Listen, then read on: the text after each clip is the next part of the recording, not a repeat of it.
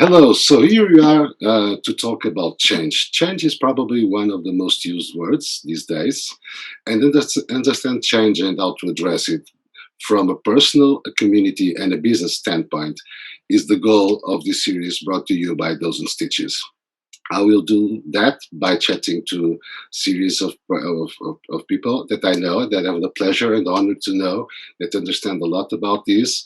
And during these conversations, hopefully we'll be able to give you some insights to understand better what is changing, why it's changing, and how can you face it, and actual benefit from change. So to help us understand that, I have you with me today, Lisa Schermerhorn. I'm delighted to have you here. Thank you so much and for being so generous to find some time to join us. I know you have such busy schedule. So let's start by asking, who is Lisa? For those who don't for those who don't know yet. Well, thank you so much for having me. This is a pleasure and an honor. And as you can see, I live in the US in a log cabin in the mountains of Vermont. That was a big change for me in my life. I am a peak performance mindset coach. I'm an expert in personal development and the subconscious mind because that's where change begins. We all get programmed through our childhood, through our life, into believing certain things. We're influenced by our culture, our parents, our teachers, our schoolmates, and any trauma that happens. And those belief systems become a huge part of us, and those become our belief systems. And part of what I like to do is really help people better understand when they reach a state of their life when they realize those belief systems aren't mine. They don't resonate with me anymore. So I'm actually a change agent to help people really help them discover their purpose and why they're here so they're a better fit and more in aligned when it comes to their work.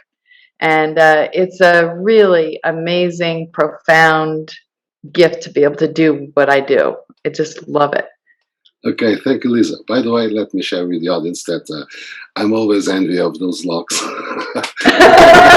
Every time we have a conversation, I refer the same because they are so beautiful. Lisa, why did you start being interested in change? Is it related to something that helped in your own life? And I don't want to be into, of course, details, but did your life change in some way? That was that the starting point? I had a basically a mental breakdown at the age of 38. Everything that I thought that I knew, everything that I believed in, turned upside down for me, and I didn't know how to handle it. And I searched from therapist to therapist to therapist, and no one was able to help me. People wanted me to go on medication. And there was something inside of me that kept saying, that'll just prolong your journey. You need to get to the root cause. I met a woman who was an expert in something called neuro linguistic programming, also known as NLP, and she was also a hypnotherapist. And within a very short period of time, I started to discover that I was having some major changes in how I saw the world. And then I suddenly said, I want to be just like her. And I began to study everything that she had studied with the people she studied with. And then when I finished, I realized I can't be her. I have to discover who I am. Because everything, when I was a child, parents in their own way want to do out of love what they think is best for their children. And they push and they guide, and we also as children want to please our parents. So we will often our parents will live vicariously through our children, or we want to please, so we will go down different roads and take certain professions and live a certain life that really isn't what we want, but we just want approval. And so we'll go to school, we'll major in certain things, we'll get into certain careers because it's the right thing to do. Our culture says that if I go to school and I get married and I get a job and I have my 2.3 children, that my life is going to be perfect. And then we get into that world and discover that's not the case. If we're not in alignment with who we truly are and in alignment with why we're here, Um, it just, what I find is interesting is the world, the universe, however you want to put it, will provide a 2x4 to the back of the head. Sometimes it's bigger than others, to really push us into where we are meant to be. And it depends on how much we decide to fight it is the issue of how difficult that change or transition can be. Based on your experience, these terrible moments that we've been all living, this COVID nightmare. Hopefully, we are close to its end. But did that impact in some way, or increased or decreased? Um, I know it changed a lot, but did that impact people on the need to find how to deal with it, how to address that change, and how do you see it? Well, what's interesting for me and what I've noticed with my clients, it's forced everyone to slow down. Because when you run, and you don't have time to sit with yourself, you just get on that hamster wheel doing the same thing over and over again, expecting a different result. With COVID, it forced most of us, to be home either alone or with their families and really start to decide what's important and what's meaningful. And I know that there are a lot of people who don't want to go back into their offices anymore. They want to work from home. They got a chance to spend more time with their families and realize that that was really important to them. Being able to work from home, I think, is been one of the biggest transitions. I know for me, I had 3 offices in the areas in Vermont, and I closed down 2 of them, and now most of my work is around the world. It's given me the opportunity to expand who I get to reach out to, and more people are comfortable on being online. But I would say that more people, from an internal purpose, more people are questioning their life pre-COVID and really doing some deep dives into what's most important to them and how they want to live out the rest of their lives in purpose. I would say, recent technological revolution that we've been experiencing since, I would say, the beginning of 2000s ish, has impact on many people's lives and careers and jobs and expectations regarding future, and has brought us a sense of, I would say, less stability, to be nice. Did people feel that and try to find solutions, and if they, based on your experience, and those who did, how did they address it? Just accept it, or try to fight back, or what is your It, it's experience? it's both. Those who try to fight it have a much more difficult time and may end up, really struggling. One of the greatest lessons that I learned that started from my breakdown years ago was learning to really surrender and going inward, because I believe that we have all the answers within ourselves. And I stopped really trying to go out of myself, because what is truth for you and works for you is not necessarily always truth for me.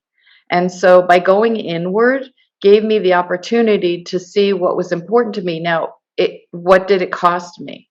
It cost me stepping into my who I truly am and my purpose, but then I suddenly didn't what's the word I want to use? Resonate with my ex-husband, because as I grew and turned into me, who I really am, I was unrecognizable to him. And so that was scary. It was scary for me and it was scary for him. And so we had to come to the realization that we weren't going to be together anymore, because who I am didn't fit in that paradigm of our marriage anymore. And so those kinds of changes can also happen in work, where someone has worked in a corporation for 20 years, 30 years, and suddenly it doesn't fit anymore. It's like a coat that feels too small. And the mindset of someone who works in a corporation versus someone who decides my dream is always to have my own business and becoming an entrepreneur is a very different experience. Sorry to Uh, interrupt you, but this may sound scary to some people that are listening to us. So if I enter this inner journey, I may end up divorced or losing my job. Is right. it? Is it out? It's all. I'm sure it's painful, between commas. But is it good? Is it, Yes, or is it yes. bad? Let's. Well, all change, because we lose control. Change is scary no matter what. And people think that they can have control and they don't. The more you surrender to it, the easier the change is. And I will say that transition, although difficult, transformed me in ways that I cannot even quite explain, other than I probably have more joy in my life now living in my purpose. It's the letting go of the old and allowing the new in anything we do. You don't have to leave a marriage to have that. You leaving a job, or losing friends and gaining friends, or moving from one town to another. There's always change. Um, so even when someone gets promoted to a big job, sometimes people will get promoted into mediocrity because they're really, really good at what they do. And then they get promoted and suddenly they're not an expert in that particular field. So change can be scary, but if you know who you are and you have a sense of self, and through that comes a lot of shedding, a lot of letting go to discover that. And when you do, it's like you're a tree rooted and you cannot be moved. So you're saying that the first tool I need to be successful in addressing change is knowing who I am. That will help you with your direction, because otherwise you're saying to yourself, I'm not happy, but I don't know what to do. What do you think I should do? What do you think I should do? We start asking everyone around us. And then we take a poll and we say, okay, everyone thinks that I should now go to law school and become an attorney, even though that's not what I really want to do. Maybe I want to be a farmer.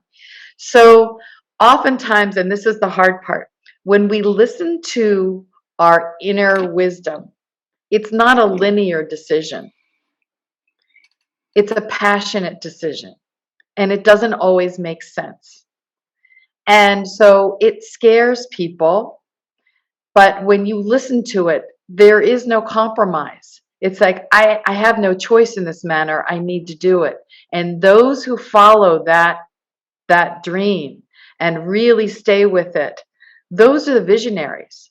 Those are the people, the Steve Jobs, those are the people who create and really have an influence in changing their lives, changing everything for the better. I would have to say, in a million years, I never thought that one of my greatest fears was to be alone. And so what did I have to do? I had to go live on the side of a mountain in the middle of nowhere by myself to face that fear, to discover that that is one of the greatest gifts I've ever been given. Awesome. So let's talk a little bit more about that inner journey. And as a disclosure, let me share that I did it already, and it's painful, but it's rewarding. So end of disclosure. um, it's painful and it's rewarding because it's easier to focus ourselves in the outside, and when we start that journey, it's very hard to go down from the surface. You think you are deep enough, but you're not even close to that. And it takes a time, and implies being really committed to do so. But and do you have any type of suggestions to someone that is now listening to us and saying, well, this makes sense. I'm not that happy with whatever. Does it matter? How do I start that? Where do I buy the ticket to that inner journey? Help us, So, please. yeah, exactly. I mean, you can do it by yourself, but what I will recommend, what I needed the help with was when you're When you're born, your brain frequency is very different than it is from an adult. We have five major brain frequencies that we move in and out of through our lifetime. As a baby, it's in a state of delta, and these are waves that are really big waves. And think about what a newborn has to absorb between color, emotion, sound. I mean, it's astounding what a child needs to absorb. Language. And then as they get a little older, it goes into the theta state. And then about junior high and high school, it goes into what we call the alpha state. And then around early 20s, we go into what's called beta. And beta is where we're at right now, where we're having a conscious, normal conversation. Now, when you go to talk about this with a therapist, you're talking at the state of beta for the most part. When you go and you work in your subconscious mind and doing this work either through NLP or any other techniques, you're slowing down your brain waves just by relaxing and using certain language that helps you access where those memories are stored. So you can suddenly go back to a memory when you're 2 years old that when you and I right now could never access. And so what I do is I call it time travel for your emotions, because someone can say something to you, and I'll give you an example. I had a client in his early 20s who was a professional golfer, and he was a phenomenal putter, and he was on his way to greatness. Everyone was like, this guy's amazing. And he went to a tournament and had a bad day. Someone walked up to him and said, gee, it's too bad that you don't know how to putt, because if you could, you'd be a phenomenal golfer. For 20 years, he couldn't putt after that because he took that in as reality. And then I worked with him for 90 minutes. He went out and played 9 holes, and he said it was the best game he'd played in years.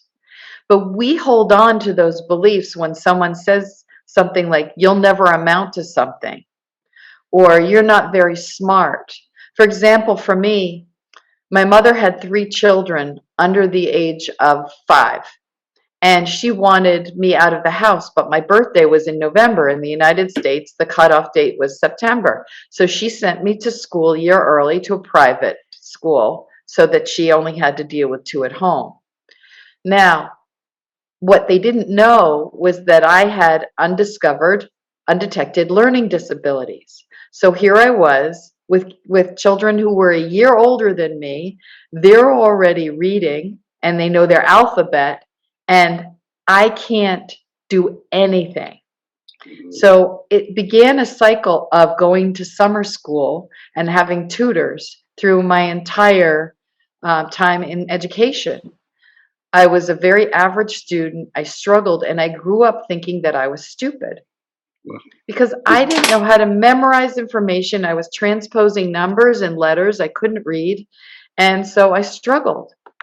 But the fascinating thing was when I discovered this work that I do now, it was so intuitive for me. It was like I stepped into a time warp, and I was like, I'm smart. I'm really good at something.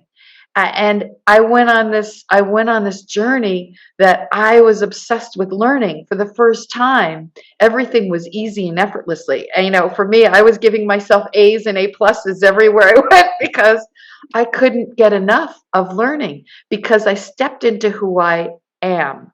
And I learned that this is my brilliance.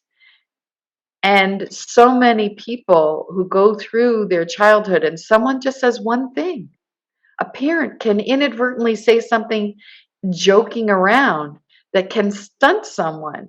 And this isn't to punish anyone, it's just the fact that when you take on these belief systems, so what I have the ability to do is take people back through that belief system. How many people have issues with money who are told that, money is evil, people who are rich are evil, or they're, whatever. So we go back to those belief systems, release them, and replace it with what you wish you could have had. So if someone even has a 1% shift, if you think about this, a tiny shift over a period of time, how much they can shift in their belief systems. so more than flourishing is like a rebirth with superpowers. Awesome. Exactly. Awesome. Exactly. But I have the sense that is we can compare it to like the inner journey is like going inside an onion. There's a lot of peels around the Right. core, and it's just at the core that the real magic starts. I would like to hear about that. Well, you have to, to get right to the core, um, takes time. You do have to peel away the onions. And then when you get to that discovery place, it's this feeling of euphoria. But we have these parts of us, our ego that steps in, and this part of us that likes to sabotage us and say, wait a minute, you think you're smart. You're not really that smart because there's all these other people who are smarter than you. And it starts to cast doubt. So we need to have skills that even when we do have that knowing of who we are, that conscious brain, that ego that likes to step in to protect us, will step in and try and make us small to protect us, or make us do things that we don't, or eat, or drink, or get angry, or feel less than. So it's about having tools to be able to keep that ego at bay and not listen to it so much and say, thank you, I get it. What I find is when I get triggered by something or someone, there's a part of me that needs to work on that. And when I'm no longer triggered by that person or that event, I know that I've resolved it and I feel at peace. So we kind of live, I would say, inside an infrastructure that has been started. The foundations were built before the day we were born. It comes with our, all the context, our family, our culture, whatever. And our ego could be compared like to the gatekeeper of that infrastructure that keeps you, you belong here. You have to act this way. You have to don't try to run away from this so cozy environment that this reality created for you that in some way can be like just constraining you. Is that it? Exactly. You have nailed it right on the head. It's just that's it. And for me, one of the reasons I became certified as a why coach, so to discover my why, because when I discovered my why, how, and what, it changed my life. And how I want to explain that is I discovered that my why is challenge.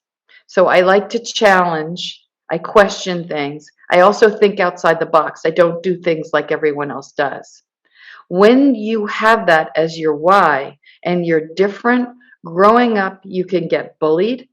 And also because I had to learn differently than other people. So I had to come up with ways to be different. And when you're different, everyone else in your tribe was like, wait a minute, this doesn't fit into our narrative. You're weird. There's something wrong with you. You need to be like us. And so I grew up thinking there was something wrong with me because I was different.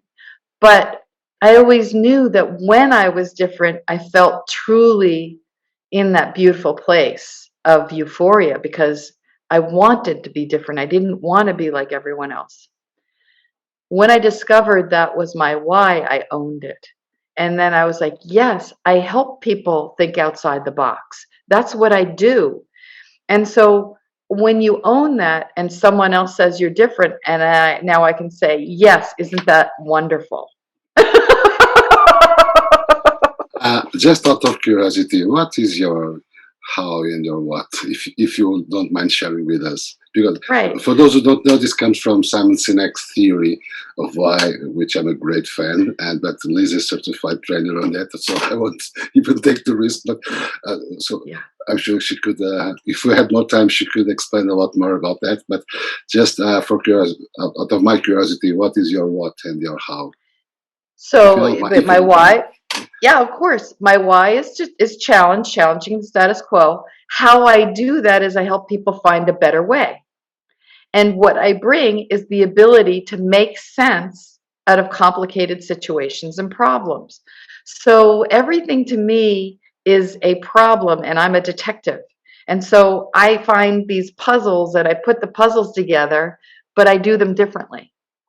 And And one of the things, sorry, I'm sorry, sorry, no, go ahead. go ahead, please. No, so one of the things that I love to do is I actually collaborate with business coaches because I help people with their belief in themselves. Because if you think about your belief in yourself is like the foundation of the house. And if the foundation is cracked and broken, you can't put walls and a roof on that. And for instance, if someone grew up with a lot of poverty, didn't grow or grew up with thinking that people with a lot of money are unhappy, why would you ever work towards making a lot of money? You will sabotage yourself. That voice inside of your head, that ego, will stop you from success. It will continue to tell you that you're not good enough, or people with money are going to get divorced, or their kids hate them, or I always show this photo of this mansion, and I tell people, tell me about the people who live in this house. Oh my God, they hate each other. Their kids hate them. But meanwhile, they don't realize that there are so many philanthropists and people with money who offer jobs and create jobs for other people. There's a lot of good. It's just an exchange of energy. Awesome. Um, can this be brought to the? I truly let me set it differently. I truly believe that change management starts by the business leader or the team leader acknowledging that he needs to change, and Right. if he doesn't, he or she doesn't, obviously the process will be, I would say, not as good as it could be, and most likely more painful. Having said that, how all the things we just discussed in the last minutes can be translated into the For business business. activity. For example, I have a client who has the why of simplify. Okay, and he is um, a brilliant businessman, and he has the ability to take a 5 paragraph email and bring it down to 4 bullet points. And he works with engineers, so that's his gift. But he didn't understand the value of his ability to do that. And he thought there was something wrong with him because it was so easy and simple, because it was just him being him. So he had a hard time charging for it because he thought he wasn't giving value. When he understood that the ability to simplify complex engineering information and bringing it down to layman's terms so they could launch their products to the layperson, he realized his value and he doubled his income in 6 months. Does that relate in something? Well, now this is probably more relevant for entrepreneurs or business owners, but does that relate in some way to the syndrome, imposter syndrome that most of us Of experience throughout our course. lives? Of course. Because let's say someone's dream is, a certain position within a company, and now they've been promoted, and now they don't feel worthy and deserving. They're nervous. They don't know how to handle that. So what happens is we start to project all of those belief systems that we have from our childhood, our programming, that teacher in 4th grade that said, you're not good at math, you'll never be able to do that. And now those voices start to reign in our head. So when you release those voices, then you can stand tall in who you are, and you have your voice, and you can speak up and have confidence. And this happens time and time again with the people that I work with, is you eliminate those unconscious voices. Also, people who have to numb themselves, whatever that is, because the stress and the anxiety of what they do all day long, and they can't relax when they get home. They're fearful. All of these emotions that get in their way, that keep them from really being at the top of their game. And that's why I say, the peak performance, like the golfer who was told they couldn't putt. Those little voices from when we are very young stay with us for a lifetime unless we have the ability to access them and get rid of them. And when you do, Your life will change and transform for the better. It makes that transition easier. It makes it less painful And because, oh, no, I'm no, sorry, go ahead. it's No, no, no, I was done. and something that always amazed me is that those voices from the past, we can't even remember them, but they act like a wall that is separating us from many other things.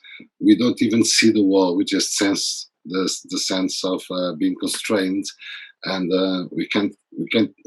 we accept it, and instead of understanding and try to change it. What, yes, and what's amazing is I've had clients who are, whose parents were alcoholics, whose parents struggled with money, and so those belief systems really pass on, or they'll project them onto their subordinates.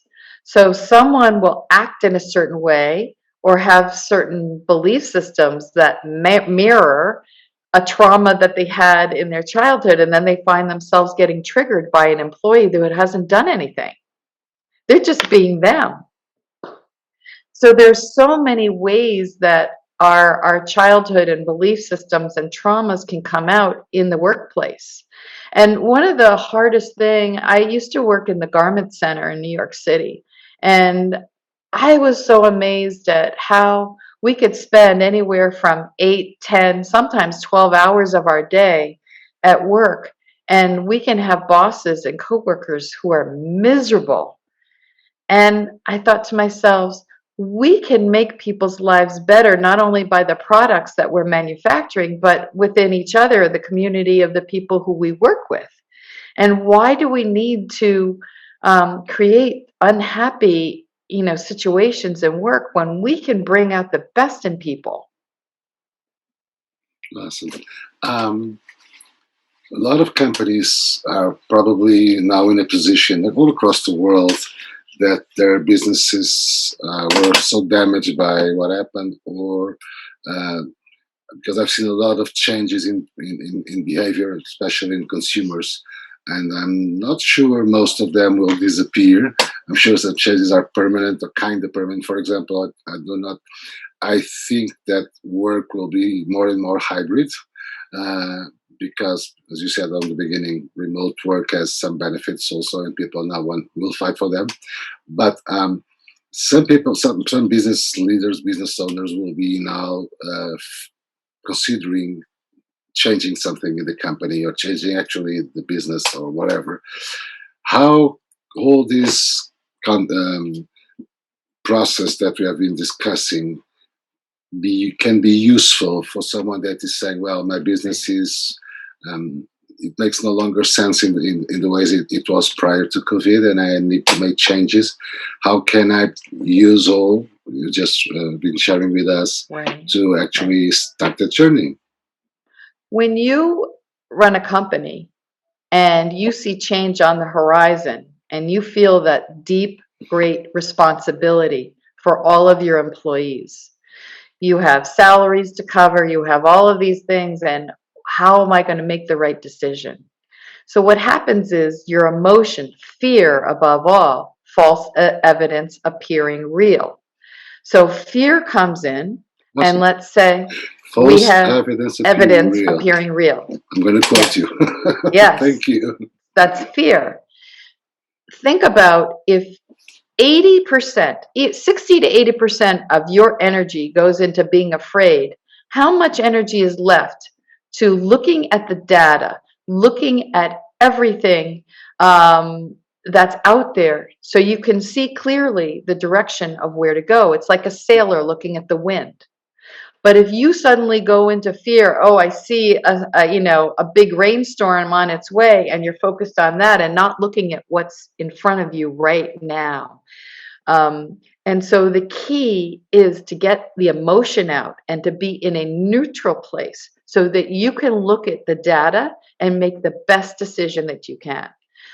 No one is a fortune teller, in business. We can try, we use our intuition, and intuition is strong. And that's where we have to take the data and be able to go in and use our intuition and get the fear, get the anxiety, and get that all out of the way.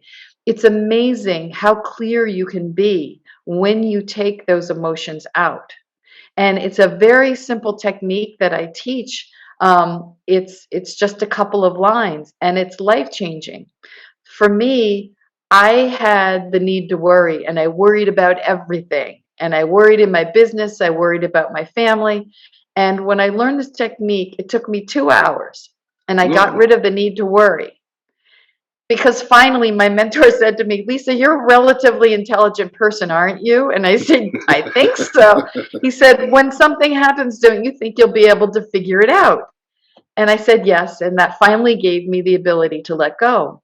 So for 2 weeks, I walked around like blank. I didn't know what to think about because I was so used to worrying, I didn't know. And then all of a sudden, all of this wisdom started coming to me. It was amazing. And all of this insight about things started coming to me that I didn't have access to before because I was busy spinning in fear. So when you erase that fear, erase the anxiety, erase all of those, and you get aligned in who you are, so you know who you know why you're here, you've taken all of those, all of the fear, the anxiety, and all of that out. Now you've got someone who is powerful and strong and is confident in who they are and making decisions. Um, I may be unfair now to some. I won't refer names, of course, but I've been in a position to have the sense that someone was, putting that person in the position of being so busy that he or she wouldn't have to face reality, and do that because I think the inner pain was so big that the solution was let me don't find a way to have no time to face it. I'll be more and more miserable, but at least I won't be suffering from the thing that, in fact, is generating all the pain because it's not conscious, but the pain still remains. It doesn't disappear just because you don't have the time to do anything else, to just work or whatever. Um, do you agree with that? Makes sense to you? Absolutely. And that's a lot of the people that I work with. And I find it fascinating because what happens is you're busy, busy, busy, busy. And then the minute you stop thinking, then they want to drink, they want to smoke, they want to go do something to occupy the brain so they don't have to think about their problems, right? And there's a word that seems very innocuous that I find with most of my clients can become one of the biggest triggers, and that's the word bored or boredom. Okay. Mm-hmm. What would happen if I were bored? I'm not productive. I'm lazy. All of these thoughts come in because probably when they were a child, they were hanging out, daydreaming, and someone said, you're lazy, you need to go do something. And now that has continued in their life. The fear of not being good enough comes in. So when you focus on the word boredom or I'm not good enough, now I need to prove myself. So the busier I become, the more productive I look to other people, the more the better I feel about myself because I'm busy. But are you accomplishing anything? There's a big difference between being busy and actually accomplishing. And I like to invite people to think about the idea of when you quiet your mind, when you get rid of all of that busy, busy, busy by getting yourself into a neutral place, that's when you have access to your genius. That's when the creativity, what's interesting is the Navy SEALs and Google have spent millions upon millions of dollars to get people into that state of flow, right? Think about a golfer when they're in the state of flow. Everything is just easy and effortless. It's not stressful. They're not anxious. Everything just goes. It almost feels like slow motion. That is the ultimate state of creativity and success. Now, I have a When, question. I have a yeah, question for you. go ahead. Sorry. Yep. Every time I start taking all those, reasons that I use to put myself in a position that I don't have to face my real issues, the real issues become more and more important, and the pain starts increasing. So I'm betting that some people that are listening to us will say, "Nah, I won't go in that direction because I don't want to see the heat meter going up. Okay. I rather to it's hot, but I want to keep it just that hot, and I'm not willing to take the risk that to believe that in the end it will become not that hot. I'll be in a better position." What can you say to someone that is listening and thinking exactly that now? Okay. The world outside of you is a direct mirror of how you feel inside. And I'm going to say that again. Everyone and everything that you come into contact in your life is a direct reflection of how you feel inside.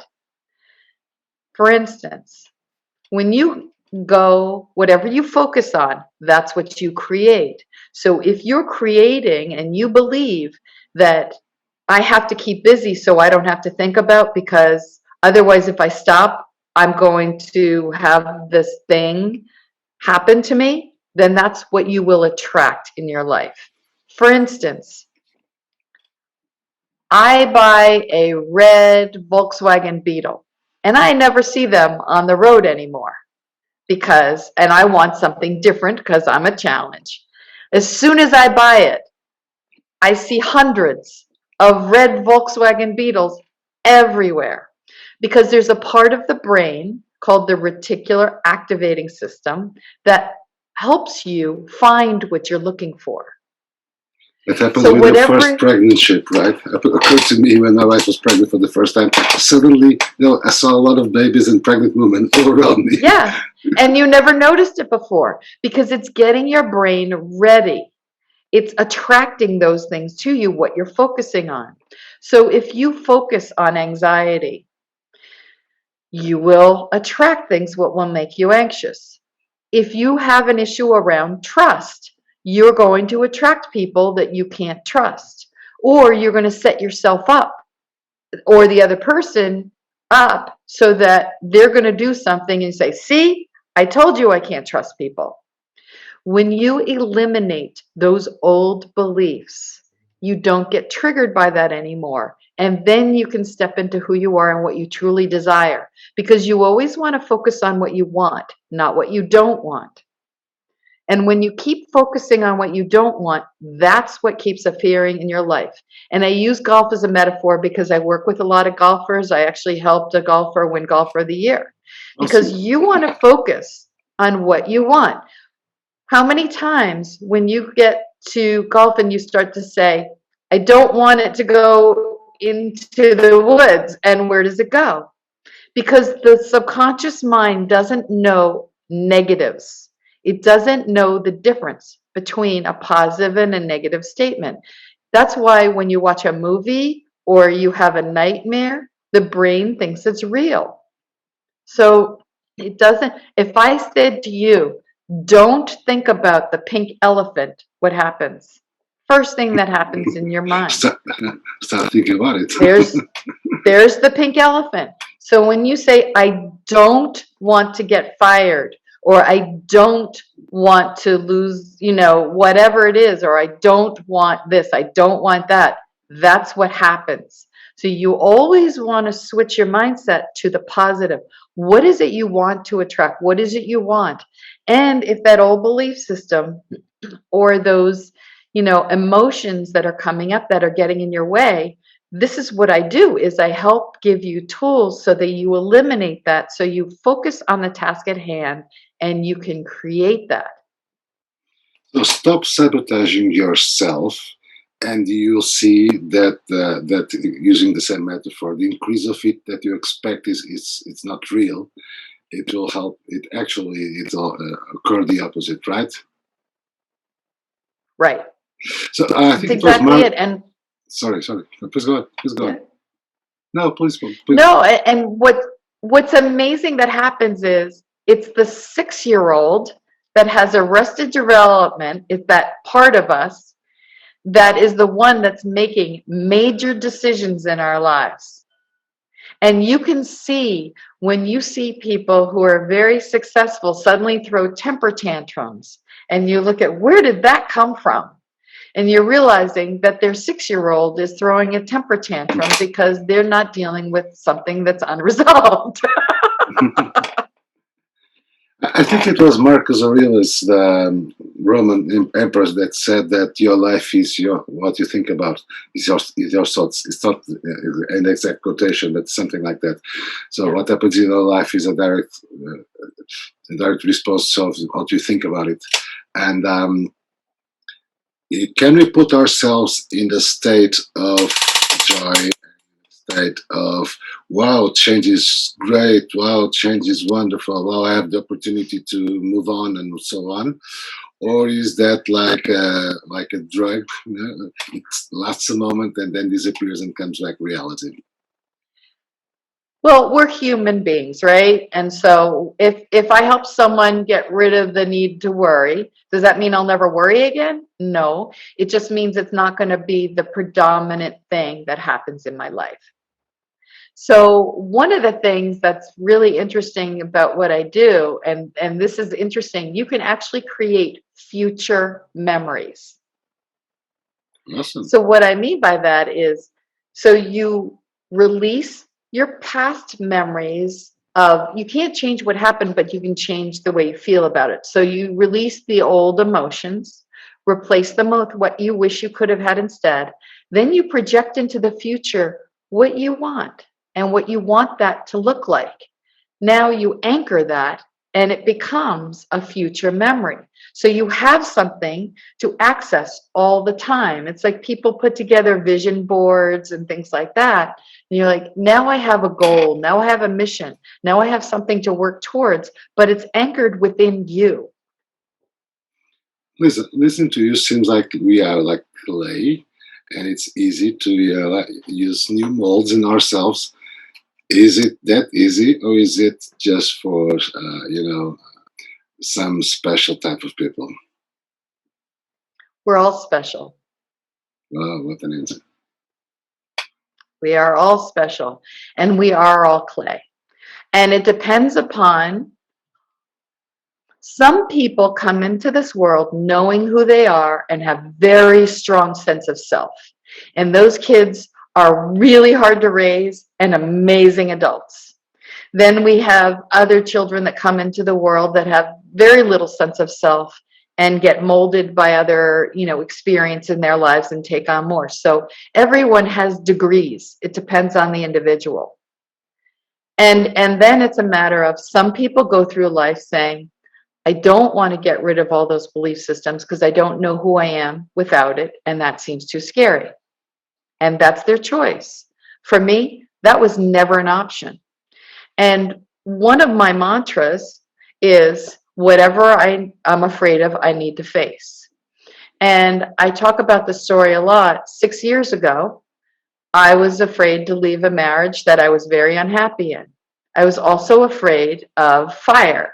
So what did I do? I signed up for a fire walking facilitating program where for 7 days I had to walk 7 to 10 feet of fire, and the last night was 40 feet of red hot coals. Oh. I had a nervous breakdown every day. I cried. I was scared to death. And then on that last day, I thought I was going to end up in the hospital. I just thought, there's no way. There's no way I can do this. And one of the people who I worked with, who I went through the program, looked at me and he asked me, how much fire have you walked this week? And I said, well, probably at least 50 feet of fire. He goes, so 40 feet should be a piece of cake. You've already walked 50 feet. Go. And something in my mind just shifted. And what happens is, when your energy is at the level of the energy of the fire's energy is called the noom, and our energy is referred to chi energy. So you want to keep your chi energy at or above the energy of the noom of the fire. If you can do that, you can walk fire without getting burned. If you're depressed, and sad and your energy is low, you will burn your feet. Once he shifted me out of that place, I walked across those 40 feet of fire. It was my easiest walk all week. No burns. And no burns, nothing. I had flip flops on. My feet were warm on my drive home. I had to put the air conditioning on my feet, but other than that, nothing. No burn, no marks. And I realized at that moment, if I could do that, I could do anything. And the next day, I had a conversation with my ex-husband that led to the unraveling of our relationship. I'm not saying that everyone needs to do that. That's just how I work because I get very, very fearful. And because I'm a challenge, that's my personality.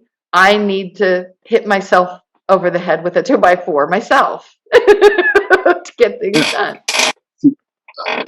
Some people I know don't believe in why. Some people I know, even believing in why, said, "Yeah, but I'm not that special. I'm just an average person.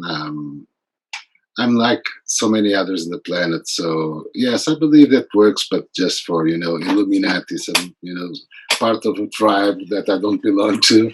Is that real? Well, you know what's interesting? I used to believe that. I used to believe, like, I looked at other people, like my ex-husband, he went into the finance industry. He would come home from work so excited. He loved what he did and he was so good at it. And I'd see a gymnast, or I see all these athletes in the Olympics and say, "Oh my God, they're amazing. I could never be like that." Every single human being on this earth has a gift. There is no one that is better than anyone else. And I'm going to repeat that. No one is better than anyone else. From the lowliest homeless person, what someone would perceive, they have come into the world to teach someone a lesson. We are all here with gifts. Everyone at some point of their life will say, "That's easy and effortless." How many times do people say, "Oh my God, Pedro, how do you do that? You do that. I could never do what you do." From the simplest things. And everyone comes in either to affect change at a personal level, a local level, a national level, or an international level. But that personal change, it's like when they was it Gandhi who said, "Be the change you want to see in the world." When you make those changes, it ripples. I have always seen in my own children, when I shift, they would shift. When I shift, the people around me shift. Or people who maybe were very heavy and dense energy that were around me, I would shift and they would fall away and new people would come into my life. We are powerful beyond measure. We just have to believe it. And there are no exceptions. No exceptions. Everyone is No powerful. exceptions. Everyone is. Awesome. I was listening to you, and I was thinking that now we need to make a huge change, not with technology, but climate is changing a lot. Sadly, that became more and more real in the last weeks due to the terrible things occurring in many parts of the world, from rain to drought to um, awful flames, whatever. And we need to create this, and I'm not going into this to the topic itself, but we should be able to create like a chain of change regarding that, the way that people actually understand the need. Is it feasible? Do you need champions to do that? Can we? Is there like a way that help us understand that some things that we don't see yet as needed to be changed are already changing and going to impact our lives so deeply that we should get auto alerts to make us aware of that? Some of the greatest changes you can make in this world, and people are going to that sounds weird, but meditation. They have proof, they have found that when they have groups of people who meditate, there were studies that there were people who are meditating, that crime rates go down. The more you meditate and the more you focus on what you want and the more you connect to who you are and the more people that we can gather, the more change we will create, because you're connecting to source. This is source. We are vessels of change. But we are working through, when we connect directly to source, when we get all of that noise out of our way and we connect to source, we can literally move mountains. And I'm not religious. I'm not talking about going to church every day, although if that's where you find source, that's fine. What I'm talking about is your own source. When you quiet your mind and you get the insights, the wow, the aha moments, that's when you connect to source. The quieter you are, the more you connect to source, and the more you direct of the peace and what you want the world to look like, the more we can get people to do that, the greater the change will happen in this world. Awesome. For those who are suffering now from unemployment or, let's say, lack of perspectives or whatever due to the impact, the economic impact of this disease, what what can you suggest them to look at it on a more, I would say, opportunity approach, less than the reality, which is awful? Right. So for most people, like myself, it's about reframing your circumstances. The first thing you want to deal with your emotions. For instance, when COVID shut everything down, my whole business was gone overnight. I couldn't see any of my clients in person. And I had to close down. I closed down 2 offices and I thought, oh my God, I'm never going to work again. Who's going to come see me? Then I looked at it as, there's something greater that's happening here. I'm going to surrender. I started going inward more. I started being quiet more. I found an amazing networking group where I met you, and I started to meet with people from all around the world. And suddenly I was doing things on Zoom. I have 5 clients in Australia. I would never have met them if I hadn't, if this hadn't happened. Now, am I happy that this has happened, that there's so much pain in the world? No. But great things happen from difficult times. It's the phoenix, that transition. So I invite people who are not working right now or who are in pain, reframe. What is the gift that this is giving me? What are the things that are happening in my life that I can now look at? What are the things that I've always wanted to do that now I'll have an opportunity to do that I didn't do before? I might even change an entire industry. I may change, go back to school and find something. I remember a close friend of my parents lost his business. His business went under when he was 40 years old, and he'd always wanted to be a doctor. And so he decided to go to school and become a chiropractor. And he went through and he became a chiropractor, and he was 45 years old practicing as a chiropractor. And he said to me, you know what the best part about being 45 and starting? No one knows. I don't know what I'm doing. They think I've been a chiropractor for 20 years. It's awesome. So accept change. Try to find a new angle to face reality, and work on yourself so you can actually adjust, and things can get great, right? Yeah, the change comes from within first. You get yourself out of fear, you get rid of your anxiety, you reduce your stress, and then you start to focus on what you want, not what you don't want. You get a sense of purpose, you discover your why, and then you create a future memory and work towards that. You said such a huge amount of amazing things today, but there are a few that I will definitely gonna keep with me forever, and that one of them is the focus on what you want and not on what you don't want. And I invite everyone to think if it's that exactly what we are doing today or not. Are we focusing in what we want and not the other way around? And this is just a tip from me. As I expected, 1 hour is not enough to even past scratch the surface of this conversation with you. Um, you are already invited to a new episode. I have to look kind of these days.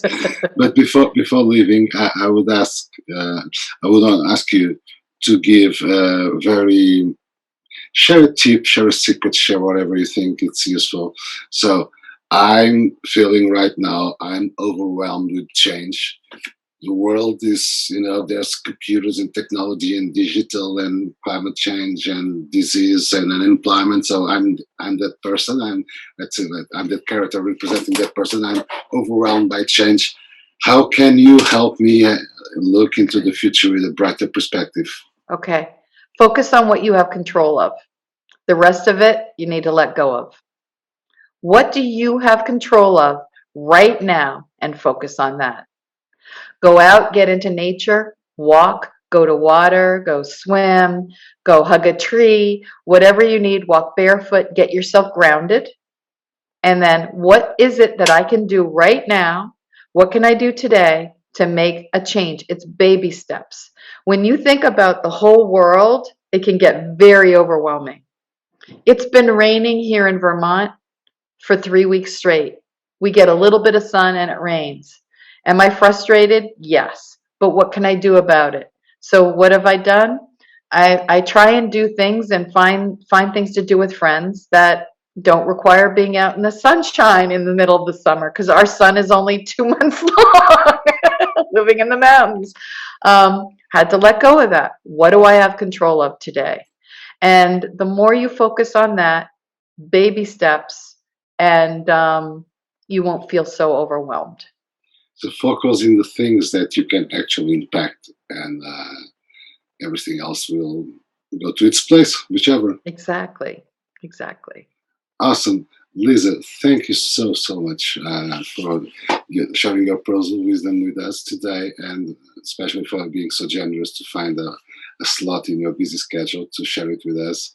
It's a privilege and honor to have you here with me, and it was an amazing conversation. And I don't know if you want to leave us with a last thought. No, I'm thrilled to be part of it. You're welcome to connect with me. I'm happy to have conversations with people. I don't charge for, just if you need, just to find out a little bit more about what I do or if this is right for you, you're welcome to connect with me. I'm on LinkedIn. I have a website, Peak Performance Mindset Coaching. I also have an amazing partner, Kevin Martin, who he's amazing. Oops. Something And happening. something was happening back and forth with my Zoom. But anyway, I just invite people to have a conversation with me.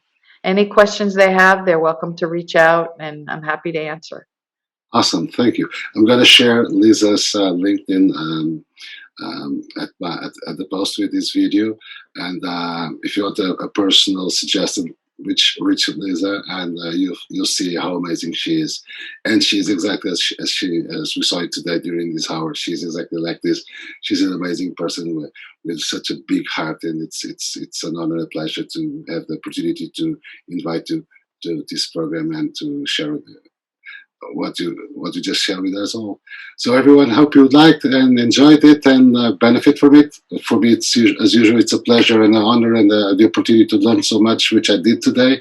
So if you find this interesting, just comment and keep in touch and watch the next episodes. And see you in a few days. Thank you.